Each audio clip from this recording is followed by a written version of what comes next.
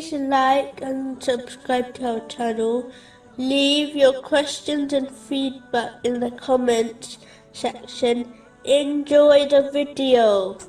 Abdullah bin Amr, may Allah be pleased with him, reported that the Holy Prophet, peace and blessings be upon him, did not speak bad words, nor did he speak dirty evil words to make people laugh. The Holy Prophet, peace and blessings be upon him, never used bad language. The Holy Prophet, peace and blessings be upon him, used to say, the best people are those who have the best manners and character. This narration is found in Sahih Bukhari number 6029.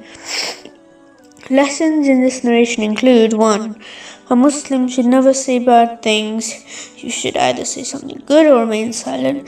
If someone says something bad to you, do not become as bad as him by saying something bad back. Instead, be better and either say good or ignore them. Remember, words cannot hurt you too.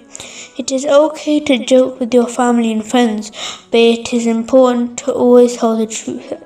As a Muslim, it is not allowed to lie even when they are joking, and Muslims should definitely not use dirty language to upset people or to make them laugh. 3.